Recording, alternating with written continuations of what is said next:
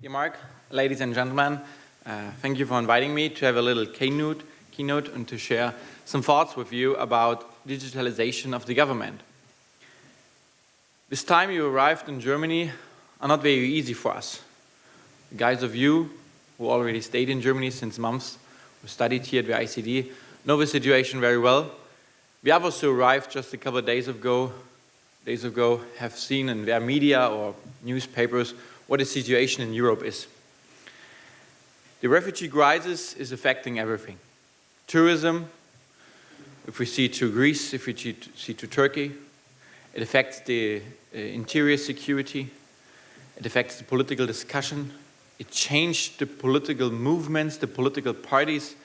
If you see to raise up of right-wing parties, if you see the change in the polls in the last weeks, from left wing to the right wing, the Social Democrats, which are in the coalition with us right now, get a decreasing number in the polls percentage. So the refugee crisis is changing Germany now.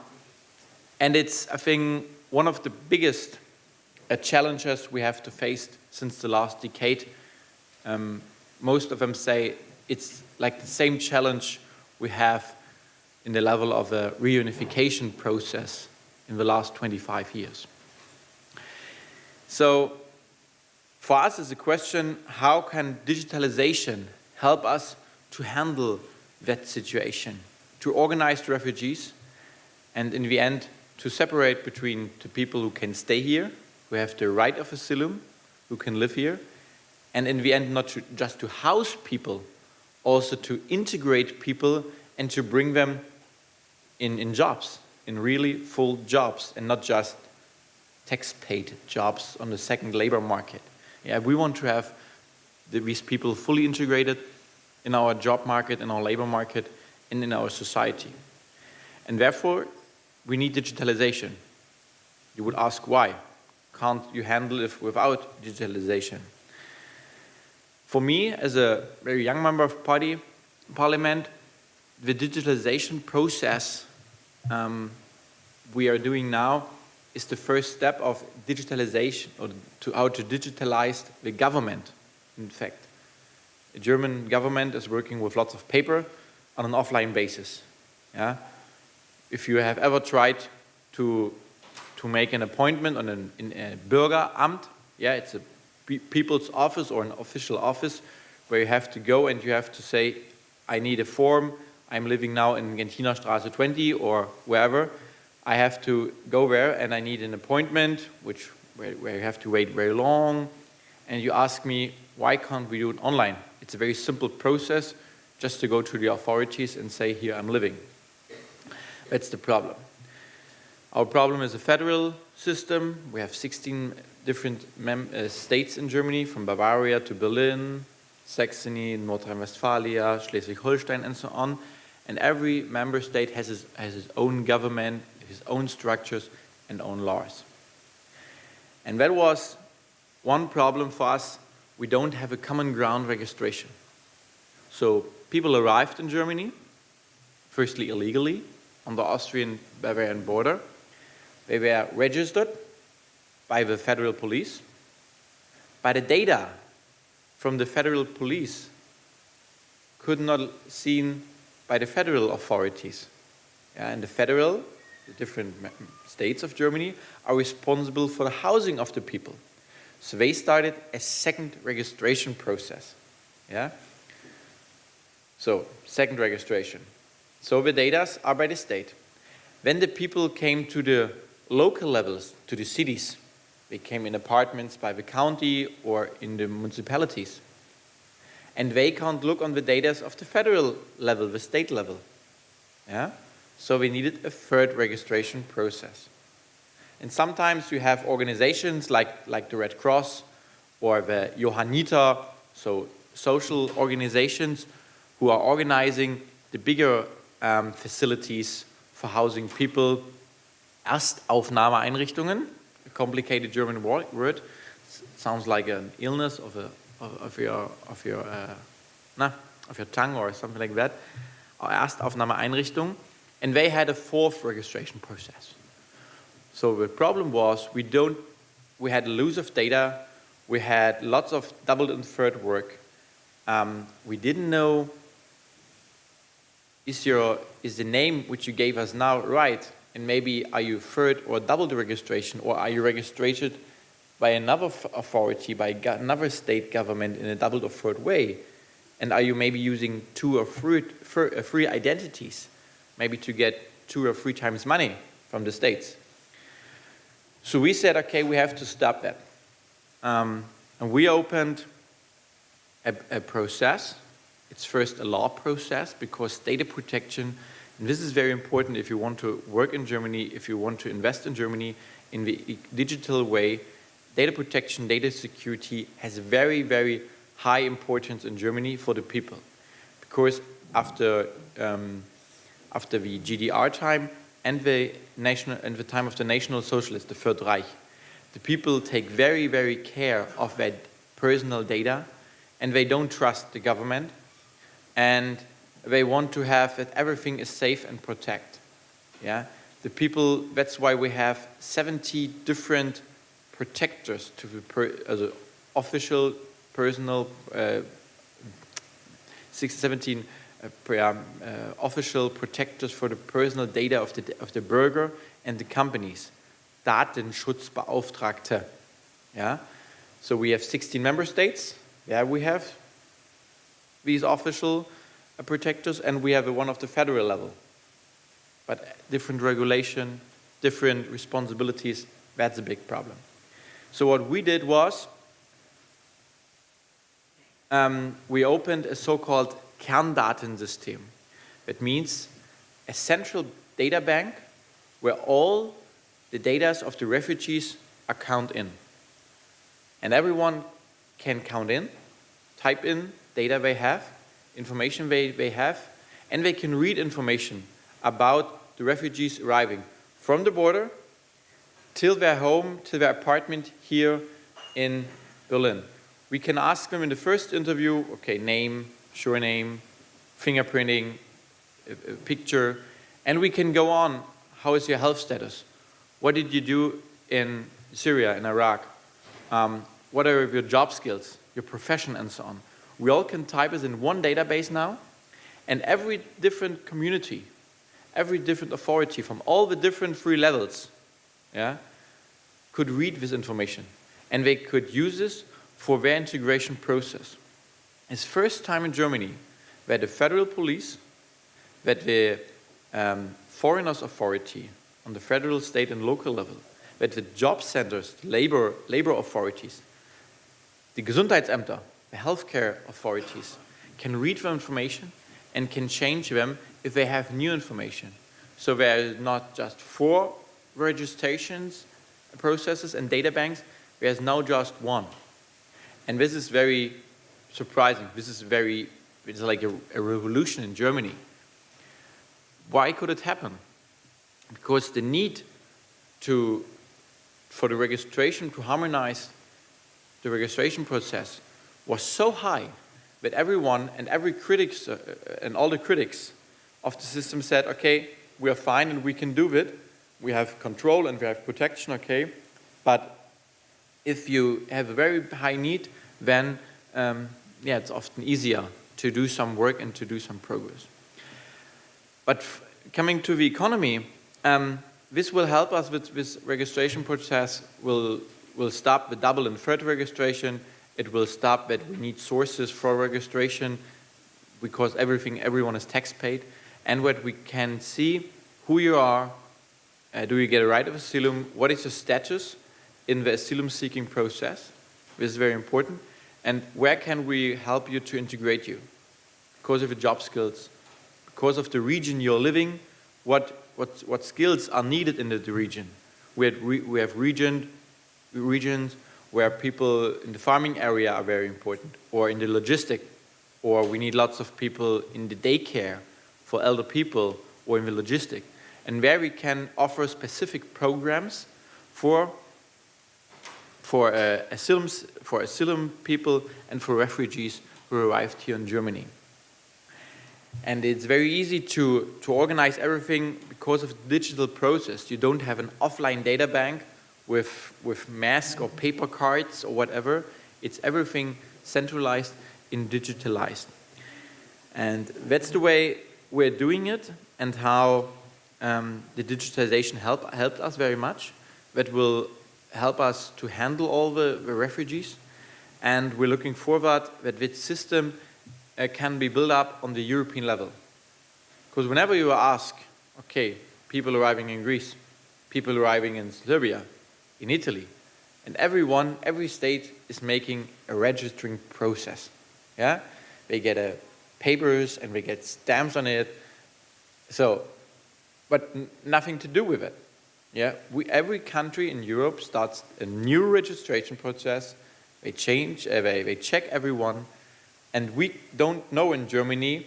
Maybe it would be very interesting for us if someone arrives in Greece, when we see it in our data banks. Okay, when we can follow the movements of the refugees, and we could also distribute them over Europe more easily if we could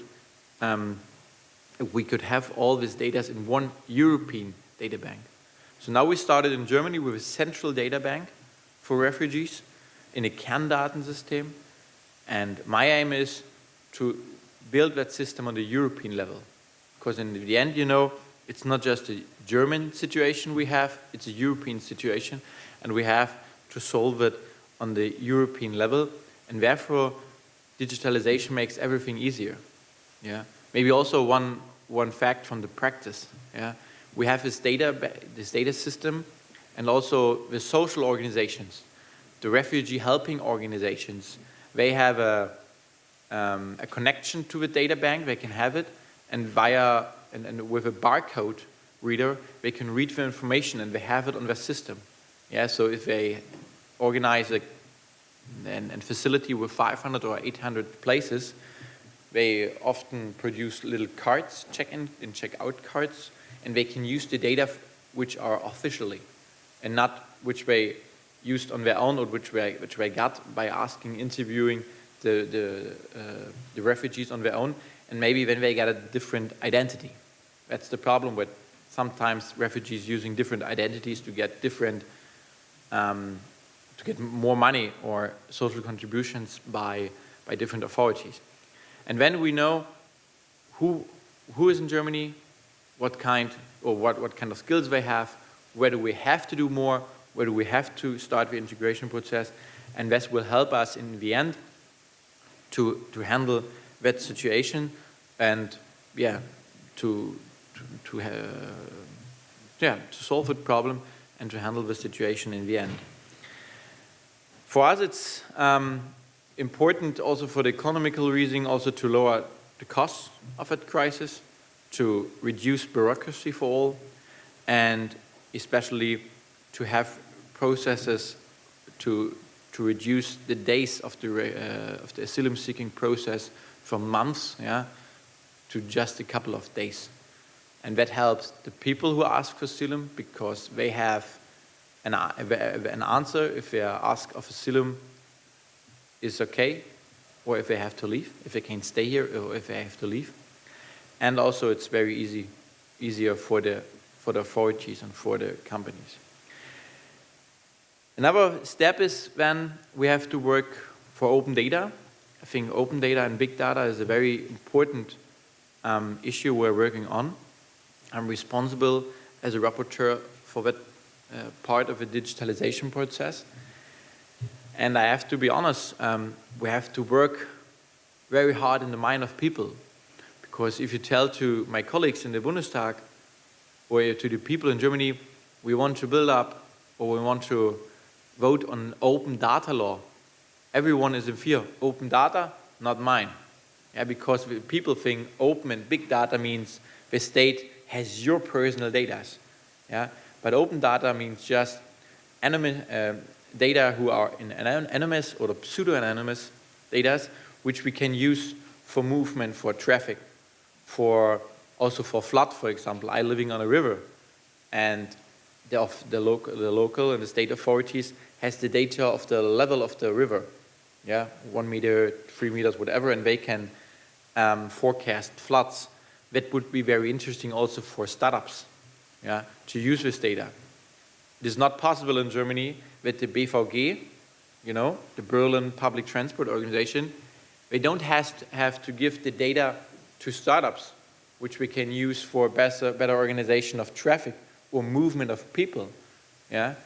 The timetables of the Deutsche Bahn are not, these data are not, there isn't an access for startups to use this timetable on an electronic way.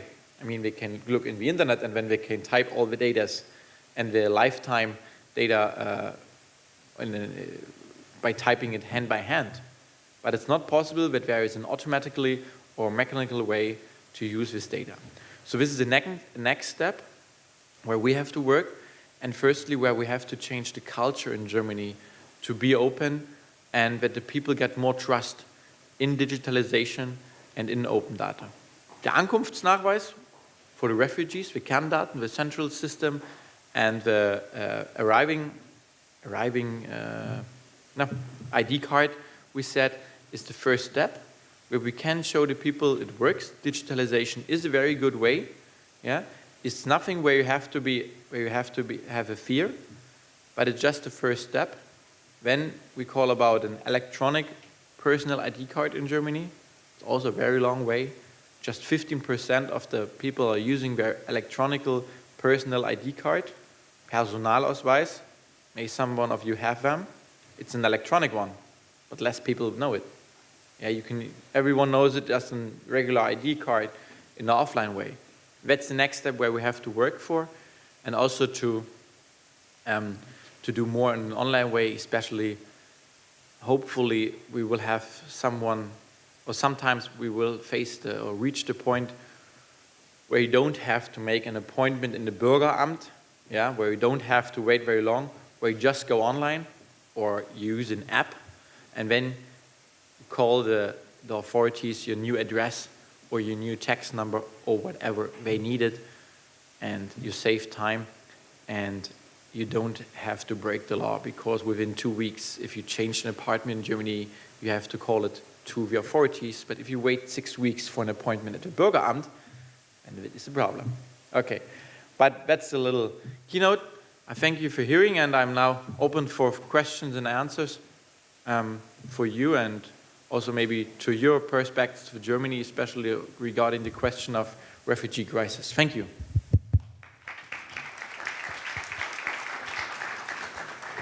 Thank you very much, Mr. Wendt, for excellent presentation on really a key issue. And as we discuss nation branding for Germany, I think definitely this is a time. This year is a very decisive year where, whether we like it or not, Germany is going to be branded, based on really the good solutions or the challenges as they may come. So I see it as an opportunity, as we were discussing earlier. I think it's a positive chance, and Germany really can take this chance. I think it will. And there's really a role model effect, I think, that Germany has for Europe and for the world.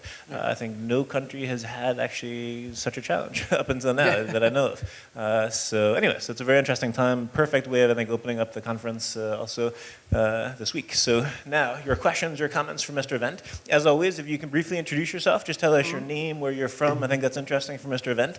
And then the question or comments.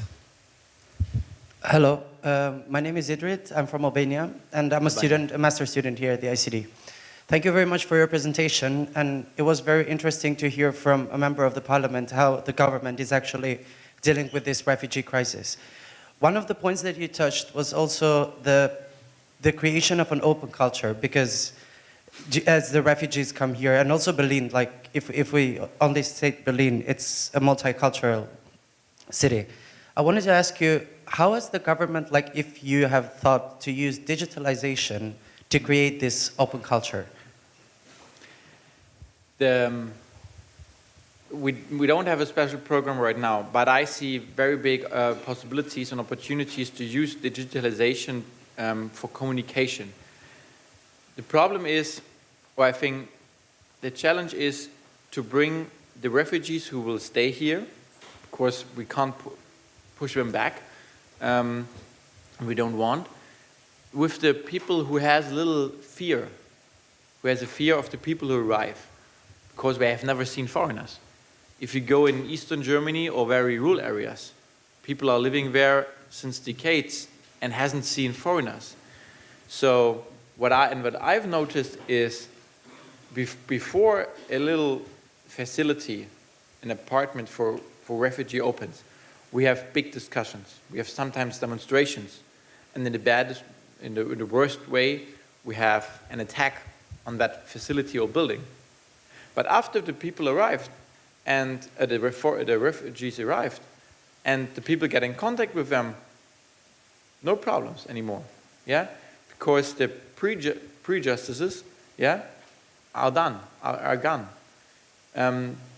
Because most of the people don't have experience with foreigners, not Berlin. You can't take Berlin as a symbol for Germany.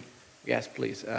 Most of Germany is more rural, is more, especially in Eastern Germany, is different. It's not so multicultural, but that's not a problem. We can learn the people, and what we just have to say, to take the people in Germany with us, and to explain them why do we have to take these people, why do we want, and why do it's a question of humanity. We have to say we want to integrate the people in our way, on the basic of the Constitution of Germany, not on religious basics, just on the Constitution of Germany, with all the freedoms we have. And then the people accept it, also the German people. And that we say we integrate them in work. We don't want that they get tax paid the rest of their life. Also the refugees don't want it. That's very good. And we want to have a very good skilled and educated people. And I think the digitalization can help us because it's easier to bring different cultures to the people with apps, with Facebook. It's also a question of, also you can bring problems. Facebook is not, everything is not fine in Facebook. Yeah, we also have problems with it about hetze, commentars who are, we call it under the Gürtellinie, which are very low and which are full with hate speeches.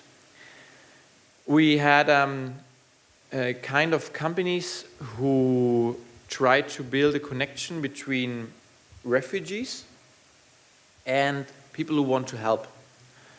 We have 8, or it's a name I can give you to later, because every refugee in general, they have a smartphone. Of course, smartphone is is needed for their life here in Germany. I mean, a smartphone doesn't cost much money. It's important for them to communicate to their hometown, to their home state, to their families. And for us, it's very important to communicate with them because they all have these kind of translator apps on it. I mean, no one in Germany can speak Arab or Pashto or Farsi or Persian language. No one can. So in the first weeks, it's easy to work with these translator apps. And it makes everything a little easier and reduce costs because we don't need big translators arriving in the municipalities with travel costs. We just use Skype. We have companies who offer it as a special app that the translator comes by Skype to the authority where they need a special translation because they have an interview with the refugee asking them all these questions, and then they use Skype for the translation. Very easy and reduces costs. That's important. So we start this process more and more, but at the end, I believe the daily life and the real connection to each other is the most important way. Digitalization can be a side and can help us a side and to bring the people together, but the real daily life discussion and conversation is needed and much important. Yeah. Thank you. You're welcome.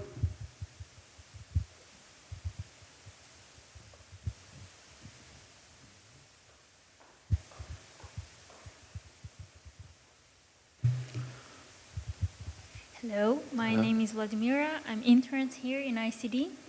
Thank you for your speech. It's a really interesting topic. You present in your speech also idea to spread digitalization in the EU level. That's really very good idea. Then we can have an overview about the people who are coming here in the Europe and especially in some states. I would like to ask you if you already present this idea to European level, and another is like what kind of states want to cooperate with this idea? Is the Italy and Greece welcome to this idea, or how is it? Thank you. Okay, thank you. Well, I have to be honest, I haven't personally offered this to colleagues of the European level. This will be my first step. But first, we have to see that system works in Germany very well. We are now on the rollout. So we have started the system in the beginning of February. We vote on the laws in January. Yeah, so this is a very fast-tracking process. Normally, the government needs 3 to 4, 5 years to introduce a system like this. And so we have to see how that system works. Yeah, I mean, in the end, we want to have a system where every single municipality, every local city authorities are connected on a central bank in Germany, also with the fingerprints information, job centers. And then we want to go to our European colleagues, to our European friends. We have to see how we can organize it. I mean, we have one database, one European database, with the Schengen Information System, where I think most of you have a data. Of course, at the point you arrived in the European Union, you are checked by that system. I think this is a good ground which we can use for the refugee system. I mean, it has different uses, because it's just for the borders control and for the border protection, and where we save who arrived, who has to leave, when have you lost your passport, for example. Yeah, all the marks are in. But we have to do, if we want, I'm really sure, and I think it's needed, if we want to have a more common European Union with as an interior market, also for security reasons, we need more of these data banks, common data banks in the European Union. And the next step is now for me, if I see our system works, to go to the European level to talk with the colleagues of the European Parliament, with the Commission, to introduce the system. It will be more complicated, because we have seen it in Germany, 16 states, 16 different interests, 16 different ideas. Yeah, and here we have, I think, one culture. And if we go then to European Union, it could be sometimes more a problem, yeah, because there are more different culture differences and so on. But I think it is a good idea to work on it. And maybe I believe that especially states like Great Britain or Estonia, Denmark, for example, which are leading the digitalization process, yeah, which are in the lead, they will help us and support us. And because in the end, you can't explain the people why the people are 5 times, 6 times registered at every single border. I will go to next week, over in 10 days, yeah, I will go to the German border. I will see the process, how it works in the practice. And if you see the people arriving there, they have all a little book, yeah, with all these different sheets of papers arriving in Germany. That is not the way. So I think it will help, it will work, can help, but it will be a more harder process, especially when the pressure of the refugee waves will reduce. It's all the time in politics, yeah? If the problem is not there, no one will take care or will handle that problem. It's like with a flood. In times of the flood, everyone is crying for building dams, yeah, and flood protection. But if there is no flood and the last flood comes out of your mind, when no one is taking care of flood protection, building dams, and so on, yeah. Or internal security. For 2 years ago, in Germany, we had about 30 to 40,000 people who asked for asylum. No one was interested in how the asylum-seeking process in Germany is working, how we can organize everything, because no one was interested in politics on the high level, in the public opinion. Yeah, also internal security was on position 10 of the needs and interests of Germany, of the public opinion in Germany. now it raised up on place 2. Yeah, it's interesting. So that's the problem. We have to have it on the high-level discussion every time. Thank you.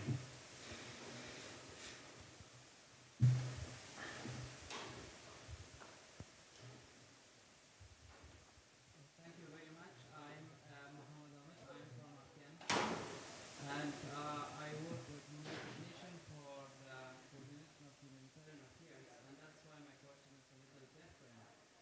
So my question is about how how the refugee crisis has impacted the level of humanitarian assistance or humanitarian funding to countries where there is a lot of humanitarian needs like Afghanistan. Yeah. Because Germany and other European countries, they are donors currently to Afghanistan. And they support the Afghanistan humanitarian plan. So I wanted to know, like, in general, how the refugee crisis has, diverted the level of assistance Yeah. to other areas. Thank you very much. You're welcome. Thank you. If we want to handle the refugee situation right now, we have to see where is the origin of the refugees. Where do the refugees come from, and why do the people leave their home country? I mean, the people don't leave their home country because they hate their home country. Most of the people leave their home countries because it is a very bad situation of war, of terror, of also the economical situation is very bad. So we have to work there. We have to ask, okay, how can we solve the problem in Syria? How can we stop the IS? Yeah? How can we come back to peace in Syria? Also, we have to ask for development aid in Africa, in Afghanistan. We increased that number. Yeah? In Afghanistan, we know we have to do more. We have to give more development aid to Afghanistan, to build schools, to support companies, maybe startups, to build infrastructure, because infrastructure is a need for a growing economy. We want to increase the number of development aid in Africa, in all the regions, Eritrea, Nigeria, so Central Africa, for example, because we know if the people stay where, yeah, they don't go because the life will be better there, then they don't go the long and very dangerous way to Europe. And also it's a question for the taxpayers. The Minister for Development Aid, Gerd Müller, said, if we spend €1 for development aid in Africa, we save €9 in Germany for social contribution. Yeah? An average refugee in Germany costs circa 600 to 700 euro minimum German state. It's more to 1,000 if you count all the money you need for staffer, for the bureaucracy, and also. Yeah? So if you say, okay, let's spend €100 in the regions and save 900 euros in Germany, that would be very effective, I think. Yeah? We were very surprised as the World Food Programme decreased the help from $30 to $13. We didn't know it. Yeah, but that was the reason, for example, that the numbers from the refugee camps in Jordania, in Turkey, in Lebanon, that the people who has flown there increased. Yeah, and that was one reason of a lot why people escaped to Europe. Yeah, so we said, okay, last year we gave an extra 400 million euro for the World Food Programme. We gave 2.3 billion euro to Syria. Yeah, I don't know the exact number for Afghanistan, but we are very sure we have to stay with our army there. We have to give more money to Afghanistan, and we have to build islands, I think, like I would say lighthouses, which are very stable in Afghanistan, and where the economical light of the lighthouses is going over the country. If I see the Bundeswehr is now in Mazar-i Sharif, we have a daily or a weekly flight connection to Frankfurt to Mazar. It's a first step. We have to develop on that basis more and more. But we need the Bundeswehr there, we need more development aid, we need also protection or support to the Afghan police, for example. Yeah, we are responsible for the federal police. We want to increase the numbers of police officers, German police officers, who educate the Afghan police to build up security, which are a basis for economical growth, and so on. These are it's a lot of little steps which you have to go, but we want to go to reduce in the end the number of refugees escaping from Afghanistan, because just a half of the people who arrive from Afghanistan who arrive in Germany will get asylum here, and the other half we have to push back. Yeah. Yes, there are more questions.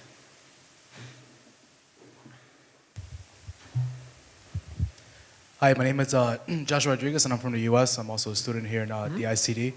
But with your last comment as far as development money being spent here in Germany versus being spent elsewhere, like in Ethiopia or whatever, or in Afghanistan, do you think that the biggest issue was when Angela Merkel actually kind of said to all the refugees to come to Germany instead of actually having them stay where they were and putting the development money there?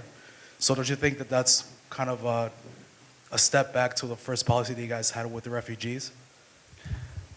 Well, I want to ask you, when did Angela Merkel say directly, refugees of the world come to Germany? And all the news, right? What do you mean? It's been posted everywhere. It was a welcoming, as far as the refugees are welcome. The media is saying that there was a scenery in July last year in Rostock. Maybe you know Rostock in the north of the Baltic Sea. A woman, 40, 30, 15 years old from Palestine, asked Angela Merkel in a town hall, why can't we stay in Germany? Why do my family has to leave now? After 4 years, and the asylum seeking process was over after 4 years, and they had to go. And then Angela Merkel said, well, that's our law, and we can't house all the people of the world who want to come to Germany. Yeah, and then she started crying. And then Angela Merkel went to her and said, don't cry about it. And then she was called mother with no heart. Yeah? Chancellor of no heart. And all the media but she just said what was the law. That was the law, and if they don't have the right to stay here, they don't have the right here. So that was a very crystal clear position. I mean, as he said in July, the refugee wave already started, to be honest. You need more than 1 month from Greece to Germany. You need more than a half year from Africa to Germany, and you need minimum from Syria 2 months, 2.5 months to go by land to Germany. So as the wave started, or on a very high level in August, in September, the people already left their countries. So there was not an official invitation. The media has seen the situation in Budapest at the beginning of September as an invitation. It was what we did together with Austria and Budapest at the beginning of September. It was a single situation, very special, because the problem was that the people started, thousands of refugees started to walk on the Autobahn to Austria. It was a security problem. I mean, what would happen if hundreds would crash in cars or would be killed? So we decided to bring, as a kind of humanitarian, with trains to bring the people to Germany. At that time, the wave was going. Yeah, it was already going, not just because of the Budapest situation. It happened already. And the reasons are very different. In the beginning of January, in the beginning of 15, we had a big mass from the Balkan states. When it changed with people from Syria and Afghanistan, Iraq are coming. So we have all the time with different people from different nations who are arriving. It changed a lot of times. In my opinion, at that time she already know what to do. The plan is, and that's the best way, to protect the European border and be out, not to protect the single national borders, and to work with Turkey, because Turkey is the key player in that position. Yeah? Also with Italy and Libya. And truly, to be honest, after the Arab Spring, you had to protect the border. You just have to protect your border yourself. This is one size. But you have to deal and handle with the state on the other side of the border, course, to have a border, you need two states. And Libya, for example, was okay. It was a stable state. It was not democratic, to be honest, true. But Italy had a contract with Gaddafi to organize a secure border. We had a stable situation in Syria. For security, just for security, from the point of a security politician, it was a stable situation. No one escaped. No problems we had. We had all the problems that Assad was killing his own people, truly. We had the thing in Morocco in the 2007, 2008.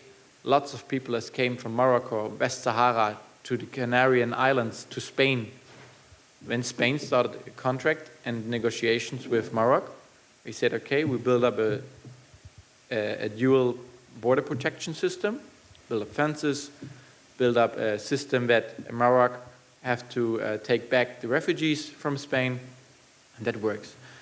And that's why the reason is we need a European Turkey system of the border control.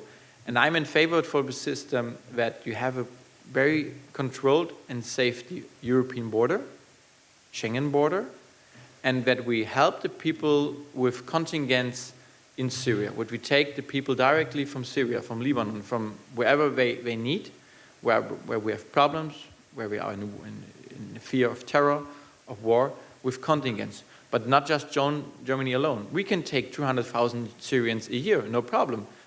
And when France takes 100,000, Great Britain takes 100,000, we could help the people in need in Syria very easy. And with low costs and with no danger, with an easy visa. And that's the way also the people ask for in Germany. We want to have, the people in Germany are open to help people, but they want to do it on a very controlled way. We just want to have it by illegal migration and uncontrolled migration.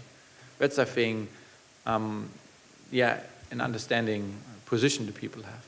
And that is where we have to come back to that position, to a controlled position in favor of that's good for the people who escape and for the Germans.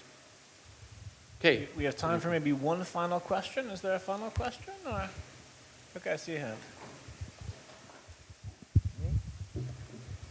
No, it's just a brief comment. I come from Spain, and yeah, it's quite sensitive. We have to be careful when talking about the control border, because I know, because I have also friends in Morocco, and what are they doing is just putting a fence with knives, and yeah, in the media you cannot see what's going on there, but if you try to cross that fence, you know, maybe it's the last thing you will try in your life. And the second thing is like, we have to be, in my opinion, we have to be very sensitive as well with the concept illegal immigration. Because, you know, as a human being, I mean, in my opinion, it's a wrong concept. There is no illegal immigration in the world. There is no illegal migrants. Because at the end, we are all humans. We are in the same planet. Yeah. So nobody's strange here. It's my opinion. Yeah, sure. Okay. Thank you very much. My name's Naomi. I'm from the UK. I'm over here. Here you are. UK. Hi. Talking about the amount of time it takes for refugees to travel to the European Union, I see this digitization process as an opportunity to empower them and also cut out the middleman, the human smugglers that are profiting enormously from this crisis. And I was wondering if there are any future plans to use this process as a way to empower refugees to apply from their own country, as opposed to having to get to the European Union and then start the whole process. Yeah. We want to, what we want to build up is a safe border, and then to have a contingent system. And therefore, digitalization is very useful. Because you can understand, I mean, the problem is you have to have standards. Because no man, or the people in the world are not, we are offline people. We don't have a chip in. And to come in the online system, you have to be accepted, your identity has to be accepted by an authority first. Yeah? If we are identified by a state or by a local authority, when we can use your ID, yeah, and we can have this visa process in a digital way. But the problem is in Syria and Afghanistan, in Iraq, where you have no infrastructure, or less infrastructure, and you have a failed state, in fact, who could our German embassy ask for cooperation to get the identity, to make sure that the person who is asking for asylum and who is asking for a visa for the contingent, who is the people in fact. That's the problem we have. And then we can use everything via digitalization. The whole, in Germany, if you ask for visum, the whole process is in a digital way. But firstly, we have to bring your offline ID, your finger, and so on in an online ID process. That's the main problem we have. So we started to bring, we started to use the counselor, yeah? So the decision makers of the visa, they have mobile offices. They go in camps, for example, that the people don't have to go in the embassy and fill out a form with a pen and paper. We bring them in the camps where we use the digital process with a direct connection to our data banks to check the people with the Schengen information system and so on, also to check the people with our national services, BND, Verfassungsschutz, and so on. And this will help us very much and very easy, because we can, on a daily basis, we can see when will we reach the 200,000, where do we have to bring the people? Do we have to take the flight to Munich or to Hanover or to Leipzig or to Berlin? Because we distribute all the refugees with the Königsteiner key, yeah, over whole Germany. It's not like in Italy that you have to negotiate which state or which country which state or which city takes refugees. Yeah, the north don't want to take refugees, just the south has to take it. Yeah. We have a Königsteiner key, and that means every state has to take refugees, and it's an algorithm.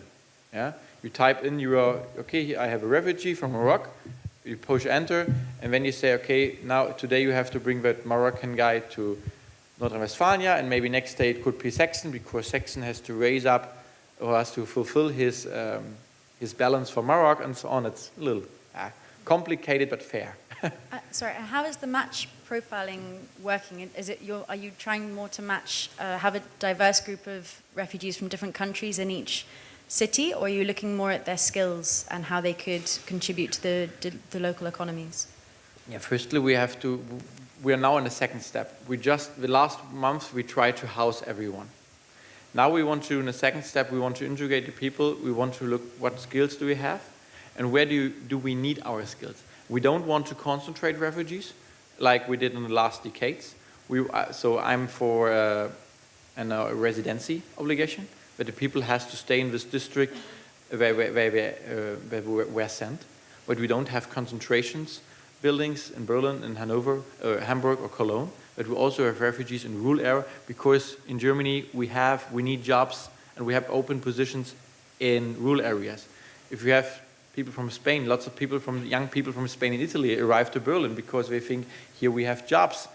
The highest unemployment rate of Germany is in Berlin.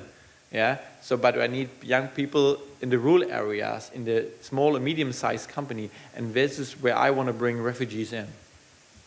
Yes. Thank you. Thank you. Well, thank you very much, Mr. Wendt. We are actually out of time, but I appreciated very much the keynote address that you gave and the discussion that followed. I thought it was a really topical lecture, and I also thought the discussion was very helpful. So let's please join in expressing our sincere gratitude to Mr. Marian Wendt. Shake your hand too. Thank you, Marian.